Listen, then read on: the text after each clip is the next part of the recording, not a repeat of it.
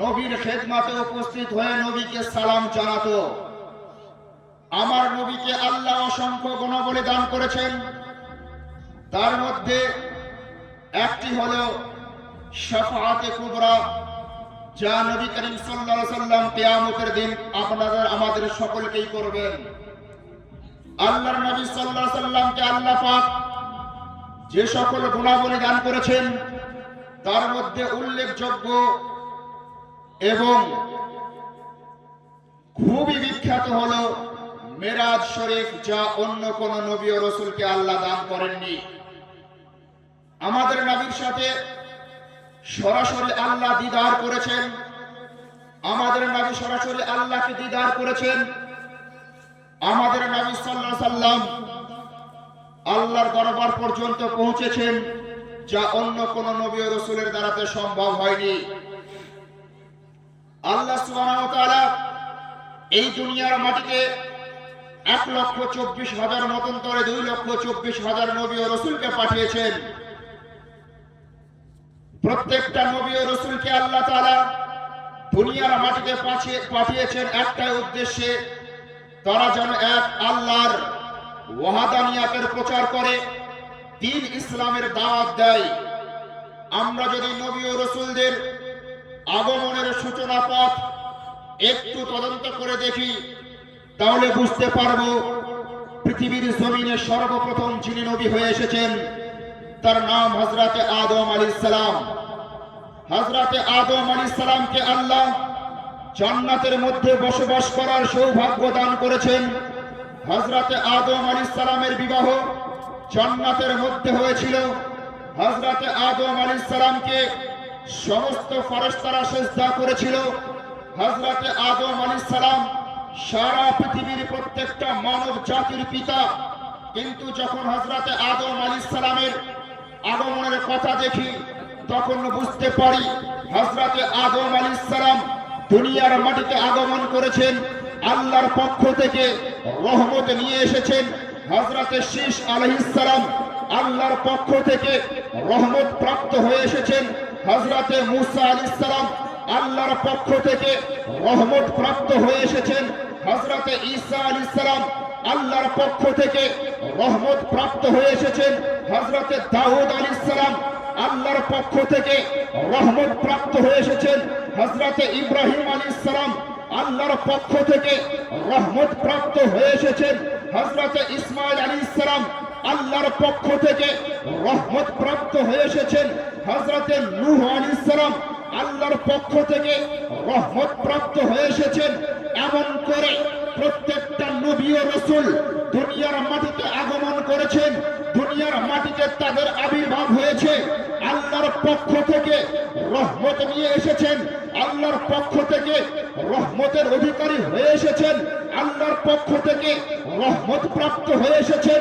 কিন্তু যখন মদিনাওয়ালা মুস্তাফার কথা চলে আসে, যিনি 570 খ্রিস্টাব্দে রবিউল আউয়াল মাসের 12 তারিখে সোমবারের দিনে শুভে সাদিকের সময় আব্দুল্লাহর ঘরে মা আমিনার গর্ভ থেকে দুনিয়ার মাটিতে আগমন করেছেন, তিনি আল্লাহর পক্ষ থেকে রহমত প্রাপ্ত হয়ে আসেননি।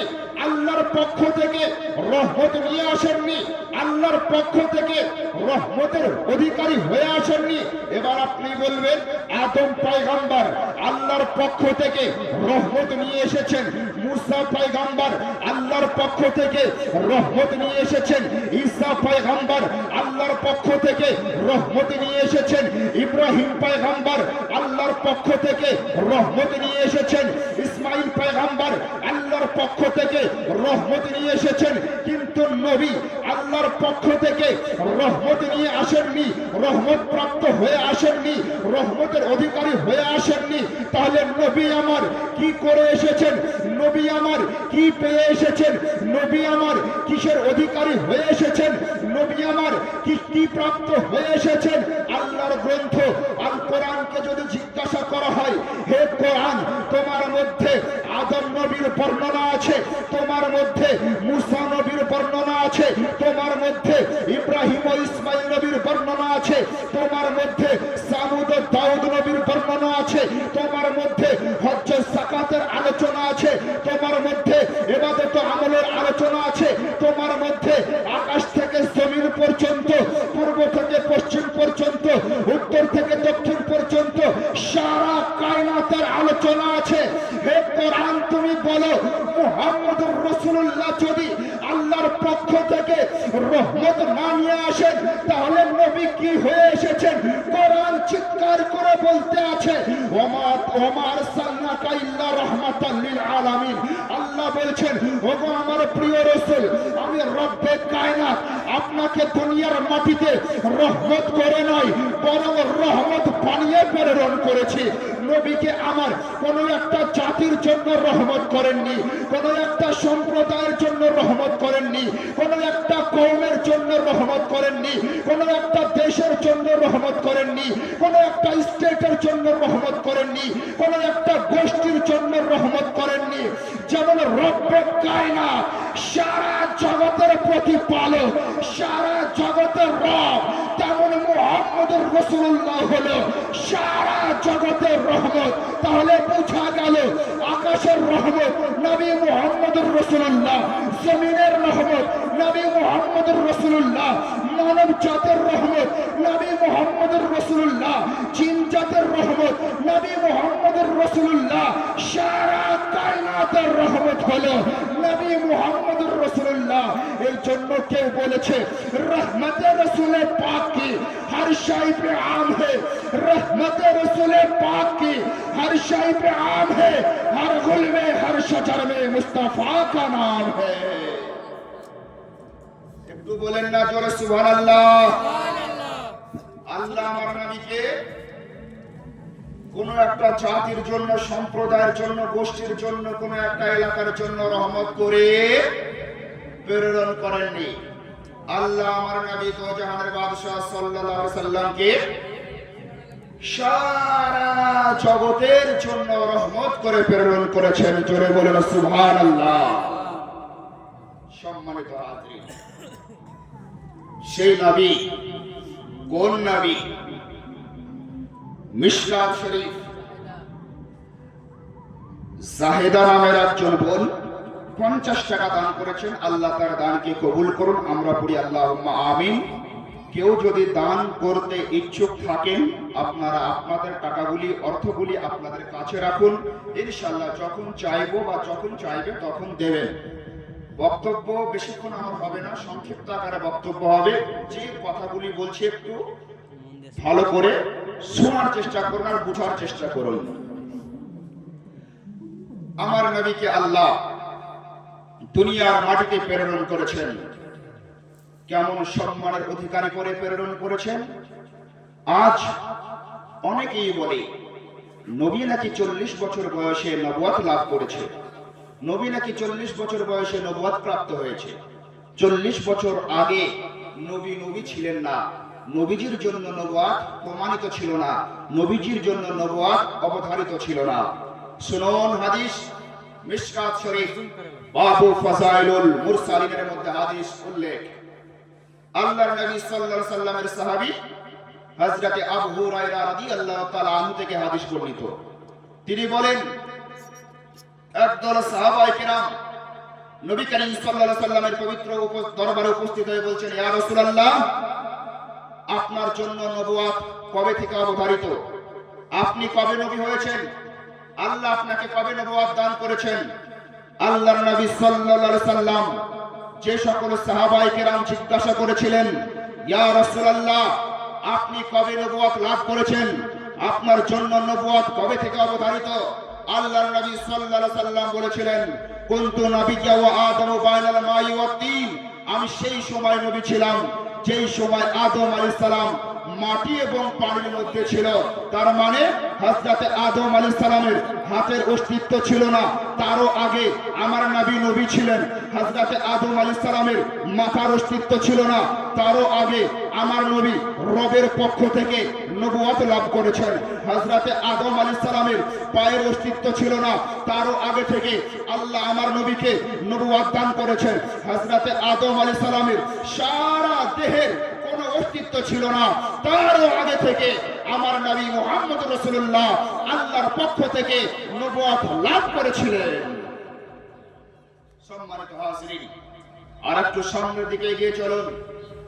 আল মুস্তাদরাক লিল হাকিমের মধ্যে হাদিস বর্ণিত আছে, নবী করিম সাল্লাল্লাহু আলাইহি ওয়াসাল্লামের সাহাবী হযরত ওমর রাদিয়াল্লাহু তাআলা আনহু থেকে হাদিস বর্ণিত।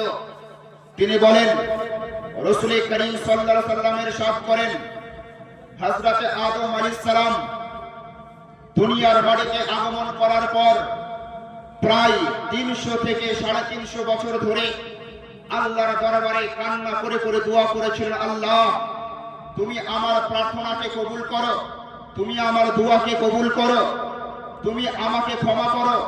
আল্লাহ হযরত আদম আলাইহিস সালামের দোয়াকে কবুল করেছিলেন না, হযরত আদম আলাইহিস সালামের প্রার্থনাকে কবুল করেছিলেন না। এক পর্যায়ে হযরত আদম আলাইহিস সালাম আল্লাহর দরবারে দোয়া করেছিলেন, আল্লাহ মুহাম্মদুর রাসূলুল্লাহ সাল্লাল্লাহু আলাইহি ওয়াসাল্লামের ওসিলায় আমার দোয়াকে কবুল করো। হযরত আদম আলাইহিস সালামের যখন এই বাক্য উচ্চারণ আল্লাহ গায়বী আওয়াজ দিয়ে জানিয়ে দেন, হে আদম তুমি 300 বছর ধরে কান্না করে করে আমার দরবারে দোয়া করেছো, তোমার চোখের পানি ঝরিয়েছো, তোমার চোখের অস্ত্র ঝরিয়েছো, তুমি এতদিন দোয়া করেছো, কোনদিন তো এই মুহাম্মদ রাসূলুল্লাহর নাম উচ্চারণ করনি।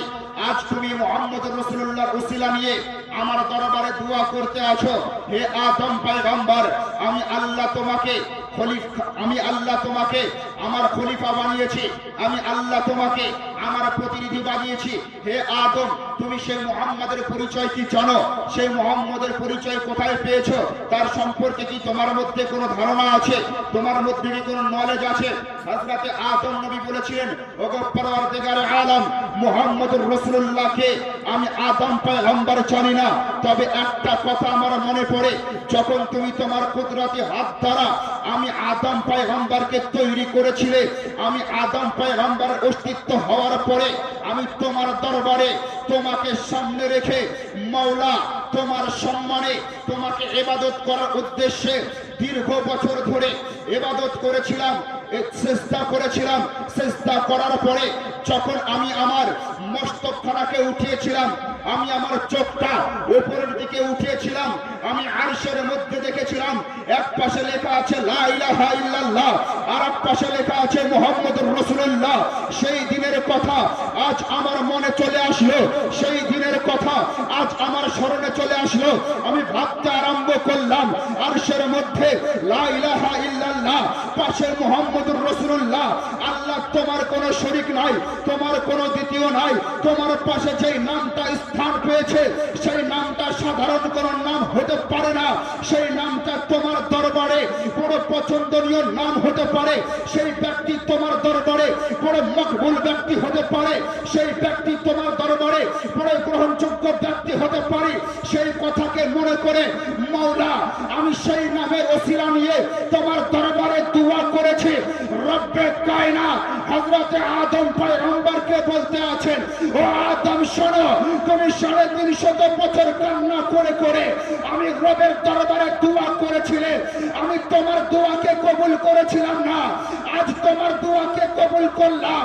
আজ যদি তুমি মুহাম্মদুর রাসূলুল্লাহর ওসিলায় আমার দরবারে দোয়া না করতে, কিয়ামত পর্যন্ত কান্না করতে, কিয়ামত সংঘটিত হয়ে যেত, আকাশের অস্তিত্ব হারিয়ে যেত, জমিনের অস্তিত্ব হারিয়ে যেত, মানব দানবের অস্তিত্ব হারিয়ে যেত, সারা কায়নাত তছনছ হয়ে যেত। তারপরেও আদম পয়গম্বরের দোয়া কবুল হতো না। আদম পয়গম্বরের দোয়া কবুল হয়েছে মুহাম্মদুর রাসূলুল্লাহর ওসিলায়। তো আল্লাহ হযরত আদম পয়গম্বরের দোয়াকে কবুল করে বলেছিল, ও আদম শোনো, ও মুহাম্মদুর রাসূলুল্লাহ কে তুমি কি জানো? হযরত আদম পয়গম্বর বলেছিলেন, না না না মাওলা, আমি আদম পয়গম্বর সম্পর্কে জানি না। তো রব্বে কায়নাত হযরত আদম পয়গম্বরকে বলেছিলেন, মুহাম্মদুর রাসূলুল্লাহ হলো আমার হাবিব, তাকে আমি আখেরি জামানায় প্রেরণ করব। তারপর কিয়ামত পর্যন্ত কোন নবী দুনিয়াতে আসবে না, কোন রাসূল দুনিয়াতে আসবে না। আমি রব যে প্রকাশ হয়েছি, আমি আল্লাহ যে তোমাকে বানিয়েছি, জান্নাত ও জাহান্নামকে বানিয়েছি, আরশ ও কুরসিকে বানিয়েছি, সারা কায়নাত অস্তিত্ব হতো না, সারা কায়নাতকে সৃষ্টি করতাম না আমি যদি সেই মুহাম্মদুর রাসূলুল্লাহকে না সৃষ্টি করতাম। আর একটু জোরে বলবেন না সুবহানাল্লাহ। এটা কতদিন আগের ঘটনা বাপ? এটা কতদিন আগের ঘটনা? যখন আমাদের বয়স 10 বছর ছিল তখনকার, আমাদের বয়স যখন 2 বছর ছিল তখনকার, আমার দাদুর যুগের, আমার দাদুর দাদুর যুগের, তার দাদুর দাদুর যুগের চীনা, যখন ভারত অখণ্ড ছিল, সারা পৃথিবীর মধ্যে মানব জাতির অস্তিত্ব ছিল না। ভারতবর্ষে মানব জাতির অস্তিত্ব ছিল না, বাংলাদেশে মানব জাতির অস্তিত্ব ছিল না, পাকিস্তানে মানব জাতির অস্তিত্ব ছিল না, আফগানিস্তানে মানব জাতির অস্তিত্ব ছিল না, তুর্কিস্তানে মানব জাতির অস্তিত্ব ছিল না, মক্কা মদিনায় মানব জাতির অস্তিত্ব ছিল না। পৃথিবীর পূর্ব প্রান্ত থেকে পশ্চিম প্রান্ত পর্যন্ত, উত্তর থেকে দক্ষিণ পর্যন্ত, নীল আকাশের নিচে, জমিনের ওপরে কোন জায়গায় কোন জাতির অস্তিত্ব ছিল না, কোন কওমের অস্তিত্ব ছিল না, কোন ধর্মের অস্তিত্ব ছিল না। সারা কায়নাতের মধ্যে মানব জাতি বসবাস করতে আরম্ভ করেছিল না। আল্লাহ দুনিয়াতে মানব জাতির বিস্তার ঘটানোর জন্য আদম আলাইহিস সালামকে প্রেরণ করেছিলেন। তো তখন হযরত আদম আলাইহিস সালাম আমার নবী মুহাম্মদুর রাসূলুল্লাহর ওসিলা নিয়ে দোয়া করে দেখিয়ে দিয়েছেন, বুঝিয়ে দিয়েছেন যে নবীর নামে দোয়া করা, নবীর নামের ওসিলায় দোয়া করা নাজায়েজ নয়, শিরক নয়, হারাম নয়, বেদাত নয়, বরং আমি নবী আদম সারা পৃথিবীর সমস্ত মানব কুলের পিতা, আমি আদম আলাইহিস সালামের সুন্নাহ। তাহলে এখন যদি এই তার কাটা মাথা মোটা মুমতাজুল বলে নবীজির নাম নিয়ে, নবীজির নামের ওসিলায় দোয়া করা যাবে না, তার কথা শোনা যাবে? এই বর্ধমানের এক মৌলভী ইয়াসিন খুব ভাইরাল, সোশ্যাল মিডিয়াতে তাদের কথা, তাদের বক্তব্য খুব চলছে। তাদের কথা শুনে নবীজির নামে ওসিলা নিয়ে দোয়া করা বন্ধ করা যাবে? জি না।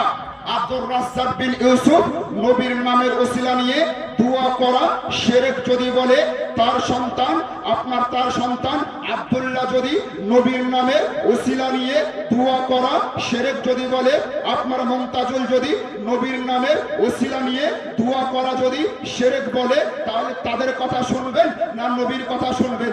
নবী বলছেন আমার নামের ওসিলা নিয়ে হযরতে আদম পয়গম্বর দোয়া করেছিলেন। হযরতে আদম পয়গম্বর 350 বছর ধরে দোয়া করে সেই দোয়া কবুল হয়েছিল না।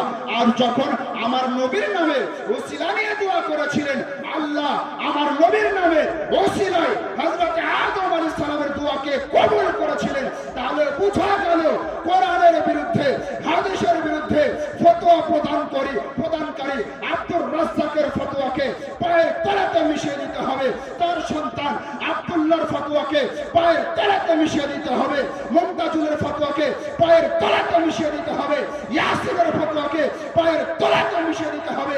যা কোরআন বলবে, যা হাদিস বলবে, যা নবী বলেছেন, যা সাহাবায়ে কেরাম বলেছেন, তা আমাদের করতে হবে, তাই আমাদের করতে হবে। কোন বক্তার বক্তব্য শুনে কোন নতুন আকীদায় বিশ্বাসী হওয়া যাবে না। সম্মানিত হাজরিন, আমার নবী কোন নবী? আর একটু সামনের দিকে এগিয়ে চলুন। হযরতে আবু হুরায়রা রাদিয়াল্লাহু তাআলা আনহু থেকে হাদিস বর্ণিত আছে, তিনি বর্ণনা করেন আল্লাহর রাসূল দোজাহানের বাদশা সাল্লাল্লাহু আলাইহি সাল্লাম ইরশাদ করেন, আল্লাহর নবী সাল্লাল্লাহু আলাইহি সাল্লাম হযরতে জিবরাইল আলাইহিস সালামকে জিজ্ঞাসা করলেন, হে জিবরাইল তোমার বয়স কত, তুমি একটু বলবে? আল্লাহর ফেরেশতা জিবরাইল বলেছিলেন, ইয়া রাসূলুল্লাহ আমার বয়স কত আমি জানি না। নবী আমার আবারও জিজ্ঞাসা করেছিলেন, হে জিবরাইল তোমার বয়স কত, তোমার কি কোনো অনুমান আছে? আল্লাহর ফেরেশতা জিবরাইল বলেছিলেন, ইয়া রাসূলুল্লাহ আমার বয়স কত আমি জানি না, আমার বয়স কত আমার অনুমান নাই, তবে একটা কথা মনে পড়ে ইয়া রাসূলুল্লাহ, সেই কথাটা হলো চতুর্থ আকাশে একটা তারকা দেখতাম, যেই তারকাটা একবার যদি প্রকাশ হতো 70,000 বছর বার আর একবার প্রকাশ হতো, সেই তারকাটা আমি একবার নয়, দুইবার নয়, 72,000 বার দেখেছি। আল্লাহর নবী সাল্লাল্লাহু আলাইহি সাল্লাম হযরতে জিবরাইলকে জিজ্ঞাসা করছেন, হে জিবরাইল সেই তারকা সম্পর্কে তোমার মধ্যে কি কোনো ধারণা আছে? তোমার মধ্যে কি কোনো জ্ঞান আছে? তোমার মধ্যে কি কোনো নলেজ আছে? আল্লাহর ফেরেশতা জিবরাইল বলেছিলেন, আল্লাহর কসম করে বলি ইয়া রাসূলুল্লাহ, ইয়া হাবিবাল্লাহ, সে তারকা সম্পর্কে আমি জানি না, সে তারকা সম্পর্কে আমার মধ্যে কোনো নলেজ নাই, আমার মধ্যে কোনো জ্ঞান নাই, আমার মধ্যে কোনো ধারণা নাই।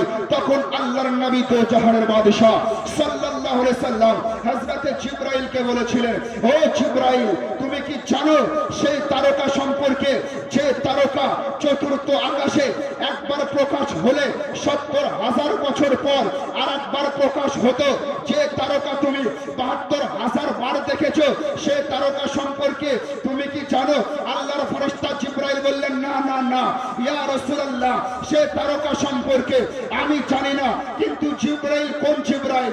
যে জিবরাইল সমস্ত ফেরেশতাদের সরদার, যে জিবরাইল সমস্ত ফেরেশতাদের টিচার, যে জিবরাইল সমস্ত ফেরেশতাদের শিক্ষক, সমস্ত ফেরেশতাদের পরিচালক, সমস্ত ফেরেশতাদের মুআল্লিম, যে জিবরাইল আদম পয়গম্বরকে দেখেছেন, যে জিবরাইল মুসা নবীর যুগকে দেখেছেন, যে জিবরাইল ঈসা নবীর যুগকে দেখেছেন, যে জিবরাইল ইব্রাহিম নবীর যুগকে দেখেছেন, যে জিবরাইল ইসমাইল নবীর যুগকে দেখেছেন, এক কথায় দুনিয়ার মাটিতে যত নবী ও রাসূল এসেছেন প্রত্যেকটা নবী ও রাসূলকে দেখেছেন, প্রত্যেকটা নবী ও রাসূলের যুগকে দেখেছেন, প্রত্যেকটা নবী ও রাসূলের যুগের প্রত্যেকটা মানুষকে দেখেছেন, প্রত্যেকটা নবী ও রাসূলের জামানার মানব জাতির সভ্যতা সম্পর্কে জিবরাইল আলাইহিস সালামের মধ্যে নলেজ আছে। সেই জিবরাইল বলছেন, ইয়া রাসূলুল্লাহ, চতুর্থ আকাশে যে তারকাটা একবার প্রকাশ হলে ৭০,০০০ বছর পর আর একবার প্রকাশ হতো, ৭২,০০০ বার দেখেছি, সে তারকা সম্পর্কে আমি জানি না। আল্লাহর নবী দো জাহানের বাদশা বলতে আছেন, ও জিবরাইল শোনো, আল্লাহর কসম করে বলি, সেই তারকাটা দুনিয়ার কোন সাধারণ তারকা নয়। যে তারকা আল্লাহর ইশারায় নিজ কক্ষপথে চলে এমন কোন তারকা নয়, বরং সেটা তারকা শুধুমাত্র দুনিয়ার মানুষের চোখে দেখত, দুনিয়ার মানুষ চামড়ার চোখে দেখত, সেটা তারকা। তুমিও তোমার চোখে দেখেছো সেটা তারকা, কিন্তু আজও সেটা তারকা নয়, বরং সেই তারকাটার হাকিকত হলো আমি মুহাম্মদুর রাসূলুল্লাহর নূরে মুহাম্মাদি। আরেকটু জোরে বলুন না সুবহানাল্লাহ, দুই হাত তুলে বলুন না ইয়া রাসূলুল্লাহ। কোন তারকা? চতুর্থ আকাশে একটা তারকা প্রকাশ হতো কত বছর পর পর? ৭০,০০০ বছর পর পর। সেই তারকাটা হযরতে জিবরাইল আলাইহিস সালাম কতবার দেখেছিলেন? ৭২,০০০ বার দেখেছিলেন। আল্লাহর নবী বললেন, সেই তারকাটা সম্পর্কে তুমি কি জানো? আল্লাহর ফেরেশতা জিবরাইল বলেছিলেন, ইয়া রাসূলুল্লাহ, সেই তারকাটা সম্পর্কে আমি জানি না।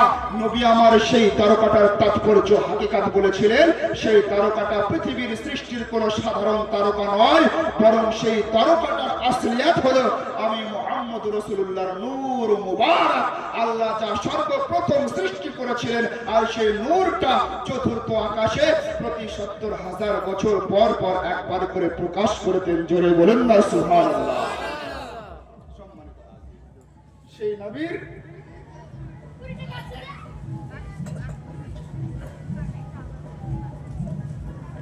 প্রশ্ন উত্তর এখনই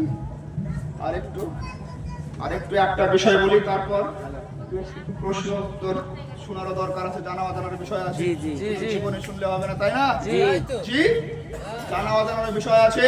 তো ইনশাআল্লাহ যে প্রশ্নগুলো এসেছে, যদি আমার দ্বারা সম্ভব হয় আমি সেই প্রশ্নের উত্তরগুলো দেওয়ার চেষ্টা করব। অতএব আমার যুবক ভাইরা, জওয়ান ভাইরা, বাবারা যারা এখনো বাইরে আছেন, চলে আসুন। সীমিত জায়গা, আর বেশি জায়গা নাই প্যান্ডেলের মধ্যে, চলে আসুন।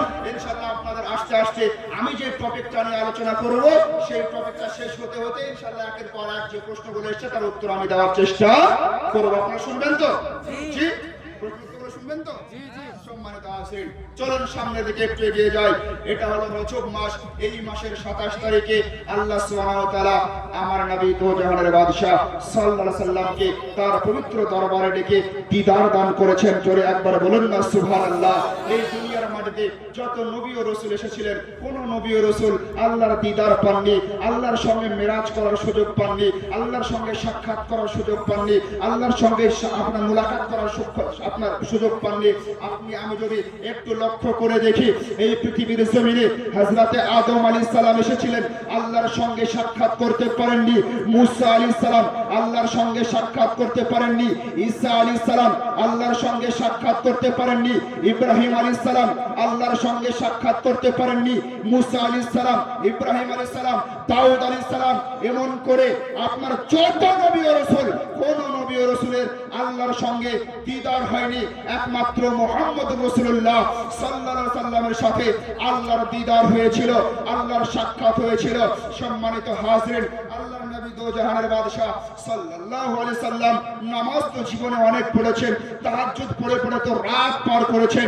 গারে হীরার মধ্যে আপনার রাত্রিতে ইবাদত করে করে রাত পার করে দিয়েছেন। পাহাড়ের চূড়ায় উঠে গিয়ে ইবাদত করে করে রাত পার করে দিয়েছেন। নিজ হুজরা মুবারকে ইবাদত করে করে রাত পার করে দিয়েছেন। সারা সারা রাত নফল ইবাদতের মধ্যে দাঁড়িয়ে দাঁড়িয়ে আল্লাহর প্রশংসা করতে করতে, আল্লাহর ইবাদত করতে করতে পা গুলো তো ফুলে গিয়েছিল। কিন্তু রাসূল করিম সাল্লাল্লাহু আলাইহি সাল্লাম কখনো কোনোদিনও আল্লাহ তোমাকে দেখতে চায়, আল্লাহ তোমার দিদার লাভ করতে চায়, আল্লাহ তোমার সাথে মেরাজ করতে চায়, এমনটা দোয়া আমার নবী কখনো কোনোদিনও করেননি। কিন্তু আল্লাহ আমার নবীকে এতটা সম্মান দান করেছেন যে নবী আমার আল্লাহর সঙ্গে দিদার না করতে চেয়েও আল্লাহ তাআলা স্পেশাল একটা দিনকে নির্ধারিত করে, স্পেশাল একটা রাতকে নির্ধারিত করে সুন্দরভাবে মদিনা ওয়ালা মুস্তাফাকে মেহমান বানিয়ে এই দুনিয়ার মাটি থেকে তার পবিত্র দরবারে ডেকে নিয়ে মেরাজ দান করেছেন, আল্লাহর দিদার দান করেছেন। মেরাজ কিভাবে সংগঠিত হয়েছিল? আপনার বুখারী শরীফ, মুসলিম শরীফ, এমন করে বহু হাদিস গ্রন্থের মধ্যে মেরাজের অধ্যায়ে হাদিস উল্লেখ আছে। রাসূল করিম সাল্লাল্লাহু আলাইহি সাল্লামের জীবনী প্রসঙ্গে শেখ আব্দুল হক মুহাদ্দিস দেহলভী রাহমাতুল্লাহ আলাইহি মাদারিজুন নবুওয়াত, এমন করে পৃথিবীতে অনেক কিতাবের মধ্যে আপনার এর আলোচনা বর্ণিত আছে যে আল্লাহর নবী দো জাহানের বাদশা সাল্লাল্লাহু আলাইহি সাল্লাম এই রজব মাসের ২৭তম রাত্রিতে মক্কা শরীফে কাবা শরীফের পাশে উম্মে হানির ঘরে আরাম করছিলেন। রাতের এক মুহূর্তে আল্লাহর নবী দো জাহানের বাদশা সাল্লাল্লাহু আলাইহি সাল্লাম চোখ মুবারক বন্ধ রেখে আরাম করছেন।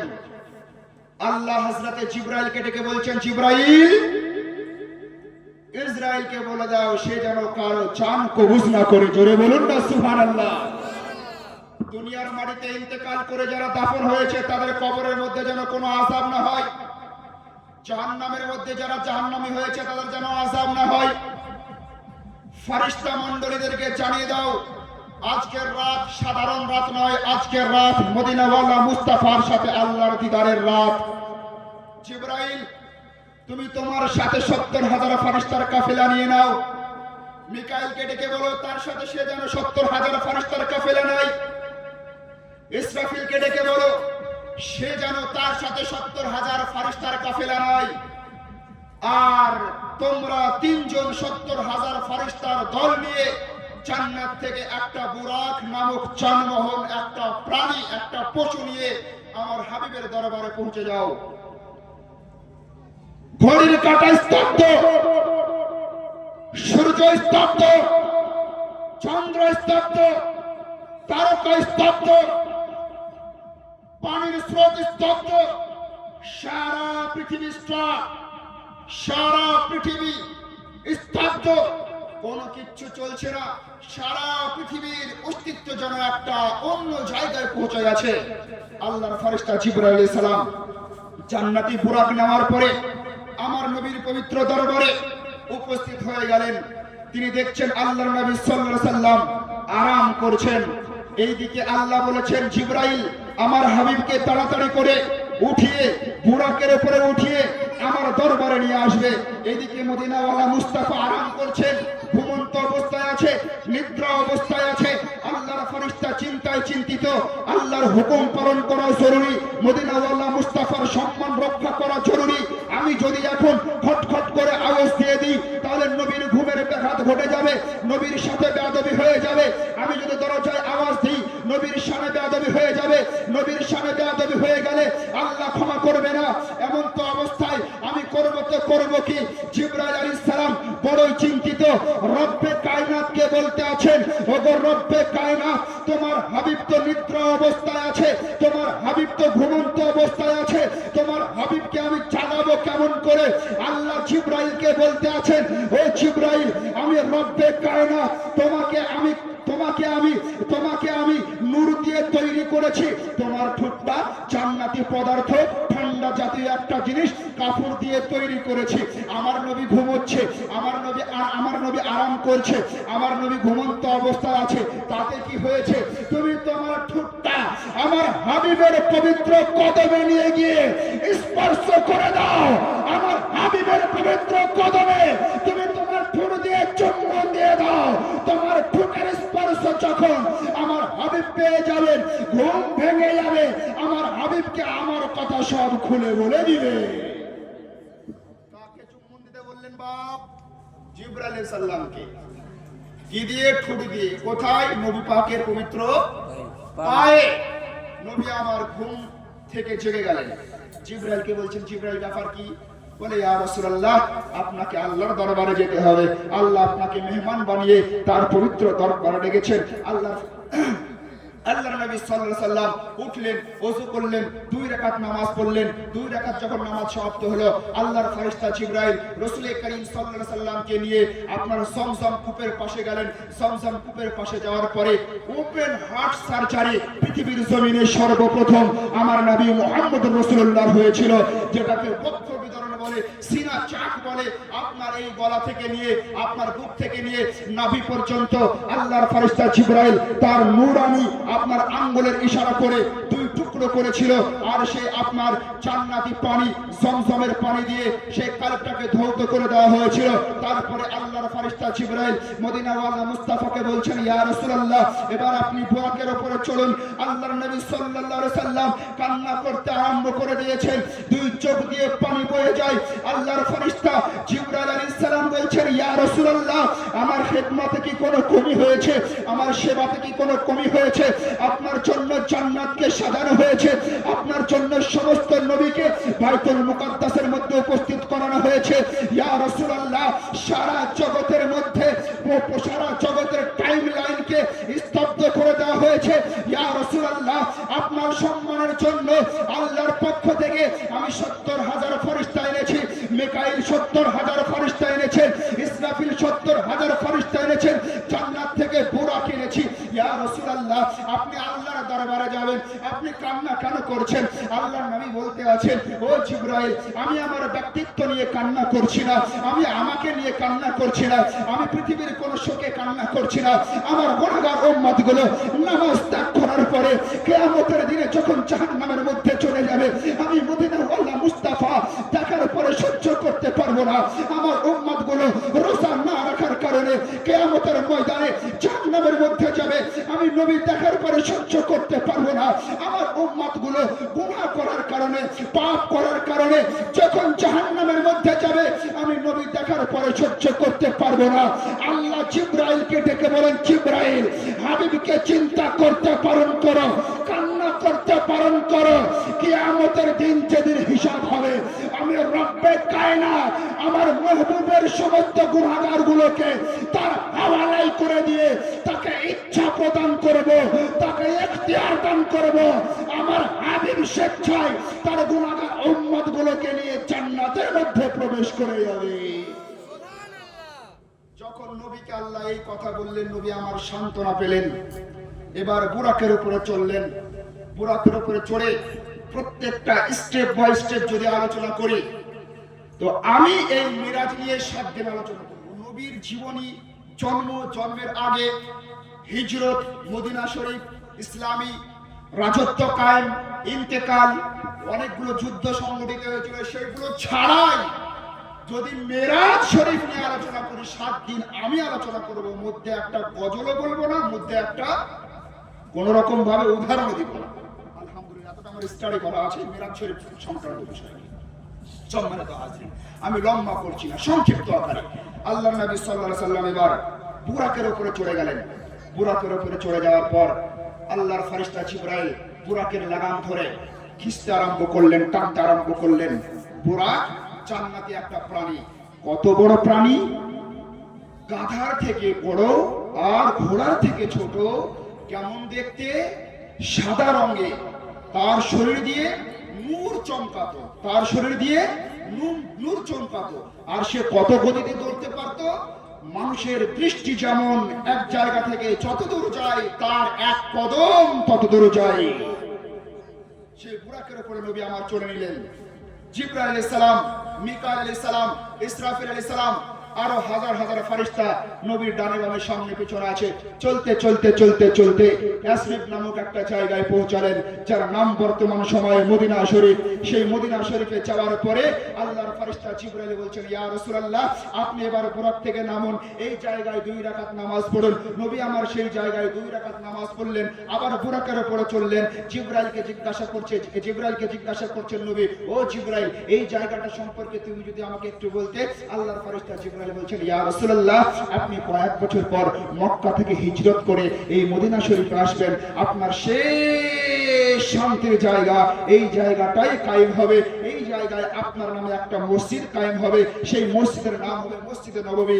আর এই জায়গাতে আপনার আরামগাহ হবে, আপনার শান্তির আরামগাহ, বিছানা, যেখানে আপনি কিয়ামত পর্যন্ত আরাম করবেন। আল্লাহর নবী সাল্লাল্লাহু আলাইহি সাল্লাম সমস্ত বৃত্তান্ত, সমস্ত ঘটনা সবকিছু প্রদর্শন করলেন। তারপরে আবার বুরাকের উপরে চললেন। বুরাকের উপরে চড়ে আবার চলতে একটা জায়গায় থামলেন। সেই জায়গাটার নাম হলো তুর পাহাড়। যে তুর পাহাড়ে হযরতে মূসা আলাইহিস সালাম আল্লাহর সঙ্গে দিদার করতে গিয়েছিলেন, কিন্তু আল্লাহর সামান্য একটা নূরের তাজাল্লি পাওয়ার পর মূসা আলাইহিস সালাম 40 দিন ধরে বেহুশ হয়ে গিয়েছিল। মূসা আলাইহিস সালামের সঙ্গে যে 40 জন সাহাবায়ে কেরাম গিয়েছিলেন, তারাও জ্ঞান হারিয়ে ফেলেছিলেন। সেই তুর পাহাড় জ্বলে ছারখার হয়ে গিয়েছিল। সেই তুর পাহাড় দেখলেন। তারপর আল্লাহর নবী সাল্লাল্লাহু আলাইহি সাল্লাম চলতে আরম্ভ করলেন। চলতে দেখলেন হযরতে মূসা আলাইহিস সালাম তার কবরের মধ্যে দাঁড়িয়ে দাঁড়িয়ে নামাজ পড়ছেন। জোরে বলুন না সুবহানাল্লাহ। মূসা আলাইহিস সালামের কবরের পাশ দিয়ে ঈসা আলাইহিস সালাম যে জায়গায় জন্মগ্রহণ করেছিলেন, ইব্রাহিম আলাইহিস সালামের যে জায়গার মাজার রয়েছে, সেই জায়গাকে পার করে সেই ফিলিস্তিনের মাটিতে বাইতুল মুকাদ্দাসে পৌঁছে গেলেন। বাইতুল মুকাদ্দাস, কোন বাইতুল মুকাদ্দাস? যেই বাইতুল মুকাদ্দাসে নবী আমার যখন রাতের সেই মুহূর্তে পৌঁছেছিলেন, সেই বাইতুল মুকাদ্দাস পুরো ভর্তি ছিল।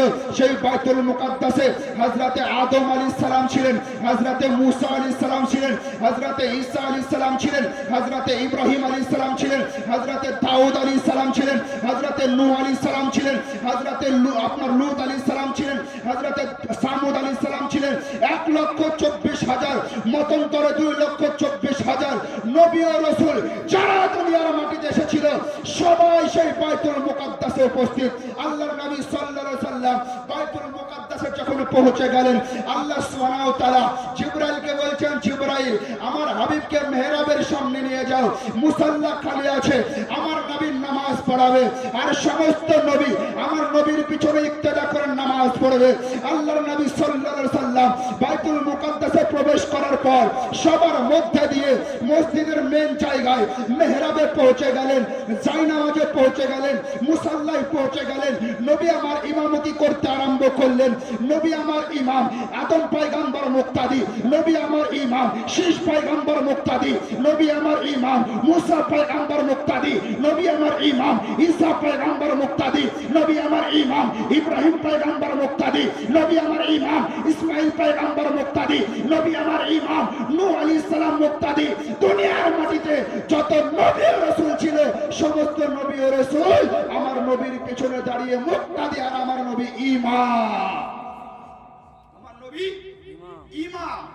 এই জন্য আমার নবীকে বলা হয় ইমামুল আম্বিয়া, ইমামুল মুরসালিন, মানে সমস্ত নবীদের ইমাম, সমস্ত রাসূলদের ইমাম। সেখানে 2 রাকাত নামাজ সমাপ্ত করলেন। হযরত আদম আলাইহিস সালাম, মূসা আলাইহিস সালাম, এমন করে যত নবী ও রাসূল, সমস্ত নবী ও রাসূলের সঙ্গে সাক্ষাৎ হলো। সমস্ত নবী ও রাসূলের সঙ্গে সাক্ষাৎ হলো। সাক্ষাৎ হওয়ার পর নবীর আবার যাত্রা শুরু হবে। বাইতুল মুকাদ্দাস থেকে প্রথম আকাশ, দ্বিতীয় আকাশ, তৃতীয় আকাশ, এমন করে সপ্তম আকাশকে অতিক্রম করে সিদরাতুল মুনতাহাকে অতিক্রম করে আল্লাহর দরবার পর্যন্ত পৌঁছাবেন। আল্লাহর দরবার থেকে যখন দুনিয়ার মাটিতে ফিরে আসবেন, আল্লাহ আমার নবীকে 50 ওয়াক্তের নামাজ দান করবেন। নবী নামাজ নিয়ে দুনিয়ার মাটিতে আসবেন। হযরতে মূসা আলাইহিস সালামের সঙ্গে সাক্ষাৎ হবে। হযরতে মূসা আলাইহিস সালাম বলবেন, ইয়া রাসূলুল্লাহ, আল্লাহ আপনাকে কি উপহার দিয়েছেন? আপনি তো আল্লাহর দরবারে মেহমান হয়ে গিয়েছিলেন, আপনি তো আল্লাহর দরবারে গেস্ট হয়ে গিয়েছিলেন, আল্লাহ আপনাকে কি দান করেছেন? আল্লাহর নবী তো জাহানের বাদশা বলেন, মূসা, আল্লাহ আমাকে আমার উম্মতের জন্য 50 ওয়াক্তের নামাজ দান করেছে। হযরত মূসা আলাইহিস সালাম বলবেন, ইয়া রাসূলুল্লাহ, সত্যি একটা কথা বলবো, বলো না মূসা, কি বলতে চাও? মূসা আলাইহিস সালাম বলছেন, ইয়া রাসূলুল্লাহ, আপনার উম্মত 50 ওয়াক্তের নামাজ আদায় করতে পারবে না, আপনি একবার রবের দরবারে যান না, কিছুটা কম করিয়ে আনুন না। আল্লাহর নবী দো জাহানের বাদশা মূসা আলাইহিস সালামের কথা শোনার পরে আবার রবের দরবারে ফিরে গেলেন, বলে, মাওলা, আমার উম্মত তো বড় দুর্বল, 50 ওয়াক্তের নামাজ আদায় করতে পারবে না, কিছুটা কমিয়ে দাও না। আল্লাহ বলছে, হাবিব এই ব্যাপার? বলে, হ্যাঁ আল্লাহ, এই ব্যাপার। আল্লাহ বলছে, ঠিক আছে, যাও, তোমার উম্মতের জন্য 5 ওয়াক্তের নামাজকে মাইনাস করে দিলাম, 5 ওয়াক্তের নামাজকে মাফ করে দিলাম। আল্লাহর নবী দো জাহানের বাদশা 45 ওয়াক্তের নামাজ নিয়ে দুনিয়ার মাটিতে আসছেন। আল্লাহর ফেরেশতা মূসা আলাইহিস সালামের সঙ্গে আবার সাক্ষাৎ। মূসা বলছেন, ইয়া রাসূলুল্লাহ, আল্লাহ কিছু কম করিয়েছে? বলে, হ্যাঁ। কতটা? বলে, 5 ওয়াক্ত। বলে, ইয়া রাসূলুল্লাহ, আপনার উম্মত 45 ওয়াক্তের নামাজ আদায় করতে পারবে না, আপনি আবার রবের দরবারে যান না, আবার কিছুটা কম করিয়ে আনুন না। আল্লাহর নবী দো জাহানের বাদশা আবার রবের দরবারে গেলেন, বলেন, মাওলা, আমার উম্মত 45 ওয়াক্তের নামাজ আদায় করতে পারবে না। আল্লাহ আরো 5 ওয়াক্ত কমিয়ে দিয়ে 40 ওয়াক্ত রাখলেন। আল্লাহর নবী 40 ওয়াক্তের নামাজ নিয়ে দুনিয়ার মাটিতে আসবেন। মূসা আলাইহিস সালামের সঙ্গে সাক্ষাৎ। আবার মূসা আলাইহিস সালাম বলেন, ইয়া রাসূলুল্লাহ, আল্লাহ কতটা কম করিয়েছে? বলে, আরো 5 ওয়াক্তের নামাজকে কম করিয়েছে। বলে, কতটা রয়েছে? বলে, 40 ওয়াক্ত রয়েছে। বলে, ইয়া রাসূলুল্লাহ, 40 ওয়াক্তের নামাজও আপনার উম্মত পারবে না আদায় করতে, আপনি আবার রবের দরবারে যান। আল্লাহর নবী তো জাহানের বাদশা রবের দরবারে আবার গেলেন, আবার 5 ওয়াক্ত কমলো। আবার এসে মূসা আলাইহিস সালামের সঙ্গে সাক্ষাৎ। মূসা আলাইহিস সালাম বলে, ইয়া রাসূলুল্লাহ, এবার খবর কি, এবার আপডেট কি? আল্লাহর নবী বলেন, ও নবী মূসা, আল্লাহ আরো 5 কমিয়ে দিয়েছে। বলে, আপনার উম্মত 35ও পারবে না, আপনি আরো কম করিয়ে আনুন না। এমন করে বারবার গিয়ে 45 ওয়াক্তের নামাজকে কম করিয়ে এনেছেন, 5 ওয়াক্তের নামাজকে নিয়ে এসেছেন। অবশিষ্ট যখন 5 ওয়াক্তের নামাজ রবের পবিত্র দরবার থেকে মদিনাওয়ালা মুস্তাফা দুনিয়ার মাটিতে নিয়ে আসতেছিলেন, আল্লাহ বলে, হাবিব, আমি রব্বে কায়নাত আপনার উম্মতের জন্য 50 ওয়াক্তের নামাজ দান করেছিলাম। 45 ওয়াক্তের নামাজ আপনার অনুগ্রহের জন্য, আপনার রহমতের জন্য, আপনার করুণার জন্য, আপনার দয়ার জন্য, আপনাকে ভালোবেসে আপনার উপরে মায়া করে 45 ওয়াক্তের নামাজ তো মাফ করে দিয়েছি। কিন্তু হাবিব, আপনার ওই উম্মতরা যদি 5 ওয়াক্তের নামাজ আদায় করে, আমি আল্লাহ তাদের আমলনামায় 50 ওয়াক্তের সওয়াব দান করে দেব। কত ওয়াক্তের? 5 ওয়াক্তের নামাজ যদি আদায় করা হয়, তাহলে 50 ওয়াক্তের সওয়াব দান করা হবে। এবার আসুন, দুটি আকীদার কথা শুনুন। ওসিলা আব্দুর রাজ্জাক, আব্দুল্লাহ, তার কাটা মুমতাজ, এমন করে ইয়াসিন, আর বিমল দাসের কাটা কি দাস জানো? রুহুল হয়েছে এখন, ব্রাদার রাহুল। এই আমাদের জলঙ্গিতে বাড়ি। ওর বাপ দাস চপ্পল সেলাই করতো, ওর বাপ দাস চপ্পল সেলাই করতো। আর একটা ওর বাড়ির পাশেই আছে, ও চুরি করে বেড়াতো। ওই জলঙ্গি আপনার ঘাট আছে না, পদ্মা আছে, পদ্মার এপার থেকে ওই পারে সুতা, ধাগা, তারপরে গরু, তারপরে আপনার ওই গামছা, লুঙ্গি, ওই পার থেকে এই পারে, এই পার থেকে ওই পারে করতো। ওর নাম হচ্ছে শাহিনুর রহমান। ও এক চোর, চোর। তো ওরা আপনার ফাঁসড় বেঁধে ময়দানে নেমেছে, একদম আদা জল খেয়ে, আদা গুঁড়ো খেয়ে, যে কিভাবে নবীর শানকে কমানো যায়। তাদের বক্তব্যের মূল বক্তব্য হলো, নবীজির নামে ওসিলা নিয়ে দোয়া করা শিরক। কথা ভালো করে বুঝবেন। যদি নবীজির মাধ্যম, নবীজির ওসিলা শিরক হয়, হারাম হয়, তাহলে বিমল দাসের বেটা এখন কালেমা পড়ে 5 ওয়াক্তের নামাজ পড়েছে, তার জন্য 50 ওয়াক্তের নামাজে ফরজ। রাসাত 5 ওয়াক্তের নামাজ পড়ে, ওর বাড়িওয়ালি, ওর বেটা, ওর বেটি 5 ওয়াক্তের পড়ে, ওদের জন্য 50 ওয়াক্ত নামাজ পড়া ফরজ। বলে কেন? 50 ওয়াক্তের নামাজ তো ছিল, 45 ওয়াক্তের নামাজ তো কম হলো হযরতে মুসা আলাইহিস সালামের ওসিলায়। জোরে বলুন না সুবহানাল্লাহ।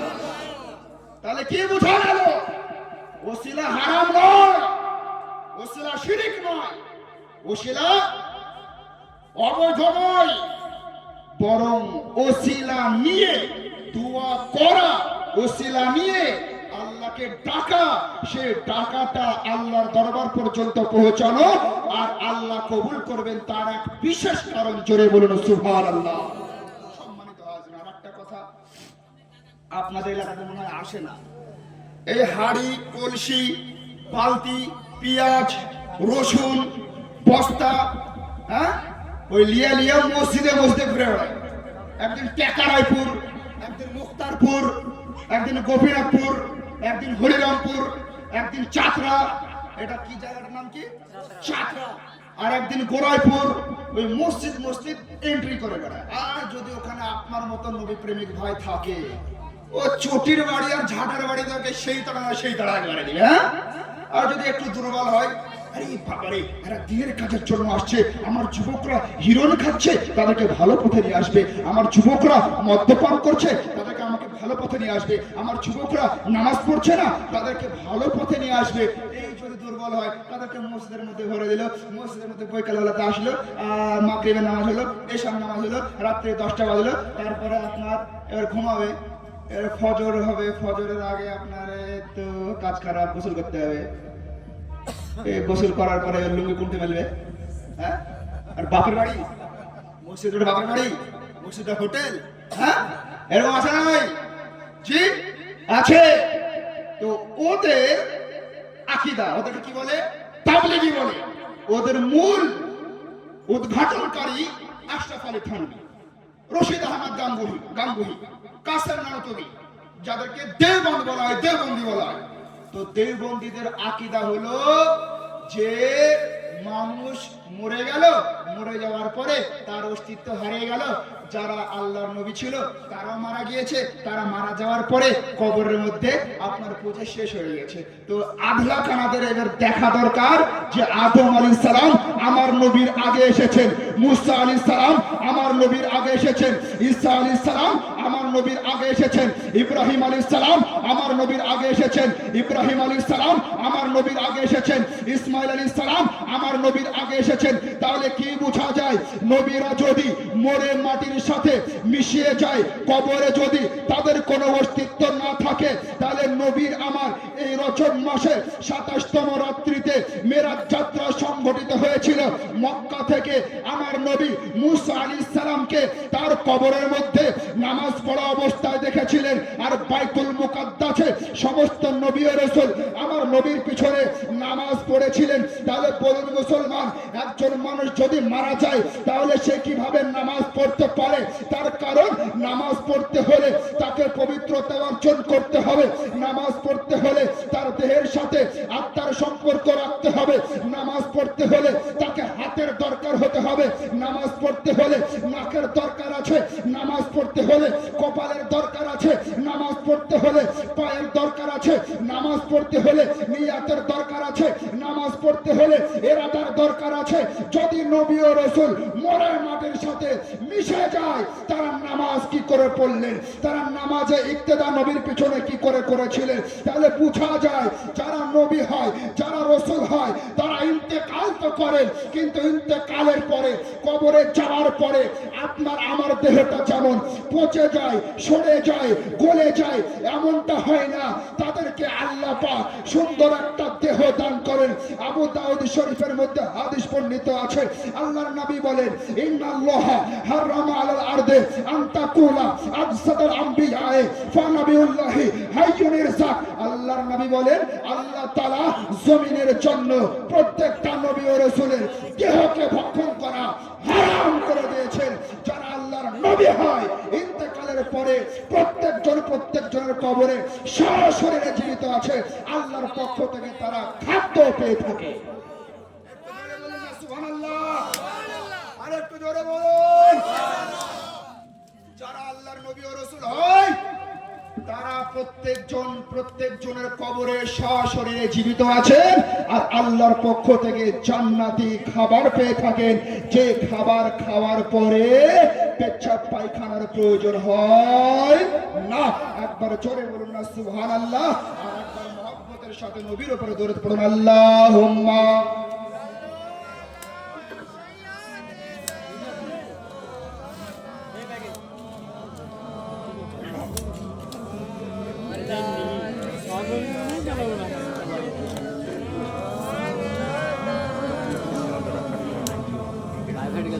সাল্লাল্লাহু আলাইহি ওয়াসাল্লাম। সম্মানিত হাজরিন, তাহলে কি বোঝা গেল?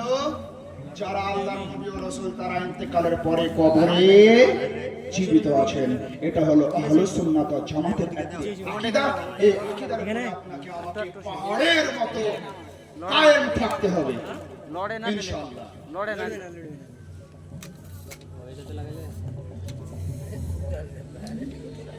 আসসালামু আলাইকুম ওয়া রাহমাতুল্লাহ। ওয়া আলাইকুম আসসালাম ওয়া রাহমাতুল্লাহ। দয়া করে আমার প্রশ্নের উত্তর দিয়ে বাধিত করবেন। টাকা মিটিয়ে বক্তব্য দেওয়া বা জলসা করা কি জায়েজ? রে আমাকে ফাঁসাইছে রে,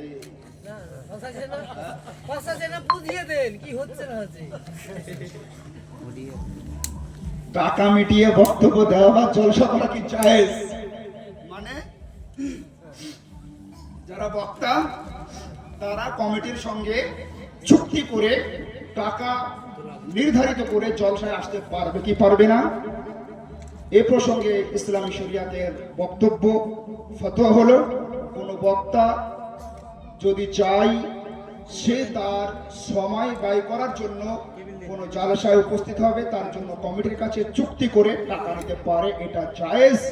তবে সীমা যেন অতিক্রম না হয়, সীমা যেন অতিক্রম না হয়। তার মানে কি? তার মানে হলো আমি দিন প্রচার করতে আসছি, দিন প্রচার করতে আসার জন্য আমাকে সময় ব্যয় করতে হচ্ছে, আমাকে শ্রম দিতে হচ্ছে, আমাকে যাওয়া আসা গাড়ির জার্নির অনেক ব্যাপার আছে, সময় ব্যাপার আছে, আমার শরীর সুস্থ ব্যাপার আছে। হ্যাঁ, তো দেখা গেল আমি মুর্শিদাবাদ থেকে মালদা যাবো, মালদা যাওয়া আসা আমার খরচ 3000 টাকা বা 3500 টাকা প্রাইভেট গাড়িতে যদি যাওয়া আসা করি, তাহলে সেখানে যদি জালসা কমিটি আমাকে 10,000 টাকা দেয় তাহলে যথেষ্ট। বা সেই বক্তা যদি চাই যে আমি 10,000 টাকা নিব, তো নিতে পারে, এটা দেওয়া জায়েজ, কিন্তু সীমা অতিক্রম করে নয়। কিন্তু একটা কথা মনে রাখবেন যে সব জায়েজ। নারায়ে তাকবীর, নারায়ে তাকবীর, নারায়ে রিসালাত, সুবহানাল্লাহ। আপনাদের প্রিয় বক্তা, কাছের বক্তা, জীবনী বক্তা জনাব মাওলানা ওয়াইস রাজা কাদরী উপস্থিত হয়ে গিয়েছেন। আর আলোচনাও বেশি বাড়ানো যাবে না, তবে যে প্রশ্নগুলো করা হয়েছে প্রশ্নগুলোর উত্তর দেওয়া জরুরি কি জরুরি না?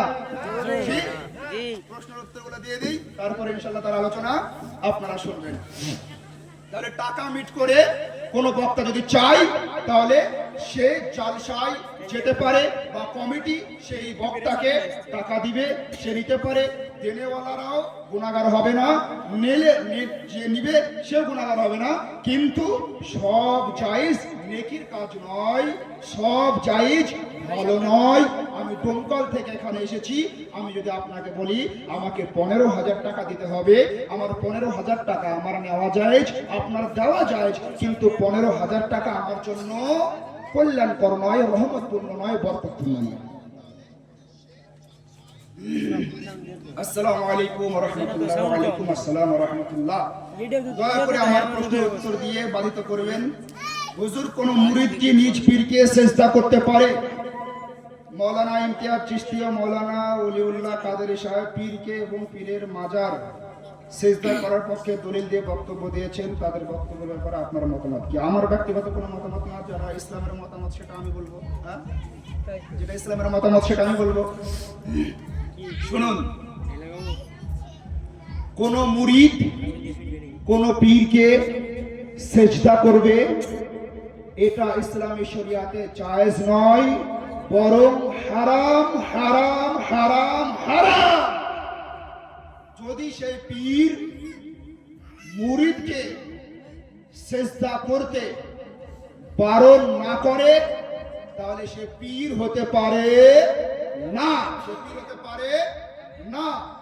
এবার এই বিষয়টা একটু জটিল আছে, যেহেতু এখানে দুটা লোকের নাম করা আছে, এই দুটা লোক হলো সারা পশ্চিমবঙ্গের থার্ড কোয়ালিটি ইমানচোর। থার্ড কোয়ালিটি ইমানচোর। আপনাকে সর্বপ্রথম জানতে হবে সেজদা বলে কাকে। ইসলামী শরিয়াতে সেজদাকে দুই ভাগে ভাগ করা হয়েছে। একটি হলো সেজদায়ে তাবুদি আর একটি হলো সেজদায়ে তাজিমি।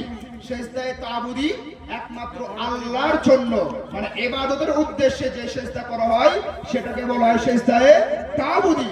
আর সেজদায়ে তাজিমি যেটা কারো সম্মানার্থে সেজদা করা হয় সেটাকে বলা হয় সেজদায়ে তাজিমি। সেজদায়ে তাবুদি এটা কুফর। কেউ যদি আল্লাহ ছাড়া পৃথিবীর কোনো কাউকে সেজদায়ে তাবুদি করে তাহলে সেই ব্যক্তি মুশরিক হয়ে যাবে, কাফির হয়ে যাবে। সে ইন্তেকাল করলে তার জানাজার ব্যবস্থা করা যাবে না, তাকে মুসলমানদের কবরস্থানে দাফন করা যাবে। আর কেউ যদি সেজদায়ে তাজিম করে তাহলে সেই ব্যক্তি গুনাহ করবে, কারণ সেজদায়ে তাজিম হলো হারাম।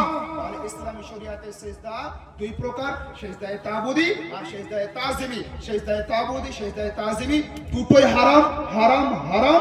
এর থেকে বাঁচার এরপর আমল করার কোনো অপশন নাই। ইমতিয়াজ চিশতি এবং অলিউল্লাহ কাদরি যদি সেজদার পক্ষে দলিল দিয়ে থাকে তার দলিলগুলো পেশ করা দরকার। তার কারণ নীল গগনের নিচে, জমিনের উপরে, পৃথিবীর মাটিতে কোরআন সুন্নাহর আলোকে একজন মুহাক্কিকের, একজন মুহাদ্দিসের হাদিস তো দূরের কথা, কোরআনের আয়াত তো দূরের কথা, কোন মহান ব্যক্তির বক্তব্যই পেশ করতে পারবে না যে মহান ব্যক্তির বক্তব্যে প্রমাণ হয় যে আল্লাহ ছাড়া কাউকে সিজদা করা জায়েজ হতে পারে। তাহলে বোঝা গেল যে সিজদা করা আল্লাহ ছাড়া কাউকে যাবে না।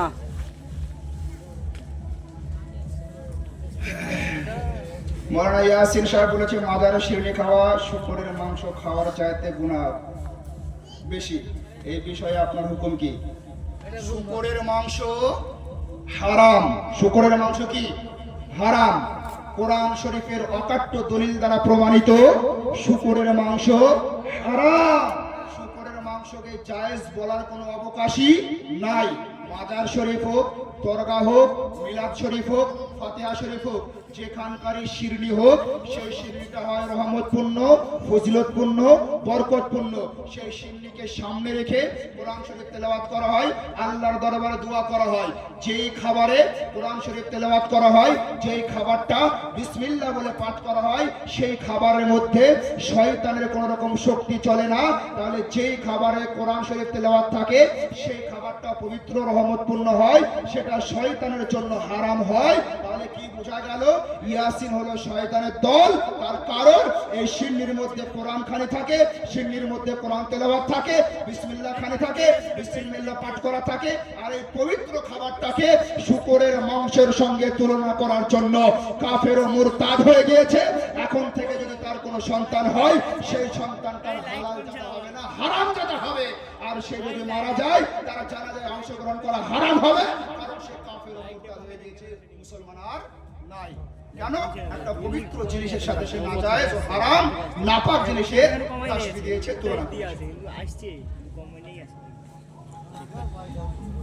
আসসালামু আলাইকুম। ওয়ালাইকুম আসসালাম। দয়া করে আমার কথা উত্তর দিয়ে ভাই। মৃত্যু ব্যক্তিকে দাফন করে কবরে কি খেজুরের ডাল দেওয়া হাদিসে আছে? এই নিয়ে বিতর্ক আছে নাকি আমাদের এলাকায়? যে মানুষ মারা গেল, মানুষ মারা যাওয়ার পর তাকে দাফন করলেন, দাফন করার পর কবরের চারপাশে বা কবরের উপরে খেজুরের ডাল গেড়ে দেয় কি দেয় না? বুখারী শরীফ, মুসলিম শরীফ, মিশকাত শরীফ সহ একাধিক হাদিসের মধ্যে হাদিস বর্ণিত আছে। আল্লাহর নবী সাল্লাল্লাহু আলাইহি ওয়াসাল্লামের সাহাবী হযরত ইবনে আব্বাস রাদিয়াল্লাহু তাআলা আনহু থেকে বর্ণিত, তিনি বলেন যে রাসূল কারীম সাল্লাল্লাহু আলাইহি ওয়াসাল্লামের সঙ্গে আমরা সাহাবায়ে কেরামরা সফর করছিলাম। একটা কবরের পাশ দিয়ে আমরা যাত্রা করলাম যেখানে দুটো কবর ছিল। আল্লাহর নবী সাল্লাল্লাহু আলাইহি ওয়াসাল্লাম সেই দুটো কবরের পাশে দাঁড়িয়ে গেলেন, সাহাবায়ে কেরামকে বললেন তোমরা একটা খেজুরের ডাল কেটে আনো। রাসূল করিম সাল্লাল্লাহু আলাইহি ওয়াসাল্লামের হুকুম পাওয়ার পর কোন একজন সাহাবী খেজুর গাছের একটা তাজা ডাল এনে নবীকে দিলেন। নবী আমার সেই তাজা ডালটাকে দুই অংশ করে দুইটা কবরের মধ্যে গেড়ে দিলেন। সাহাবায়ে কেরাম জিজ্ঞাসা করলেন, ইয়া রাসূলুল্লাহ, এই কবরের মধ্যে আপনি দাঁড়ালেন আর দুটো কবরের মধ্যে আপনি খেজুরের ডাল গাড়লেন, এর মধ্যে রহস্য কি আছে? আল্লাহ নবী বললেন, এই দুটো কবরের মধ্যে আযাব হচ্ছে আল্লাহর সৃষ্টি খেজুরের পাতা যতদিন না শুকাবে এই কবরের উপরে থাকবে ততদিন আল্লাহর তাসবিহ করতে থাকবে আর তাদের কবরের আযাব কম হতে থাকবে। এই হাদিস থেকেই প্রমাণিত যে মৃত্যু ব্যক্তির কবরে খেজুরের ডাল দেওয়া এটা নাজায়েজ ও হারাম, নতুন কোন সিস্টেম বেদাত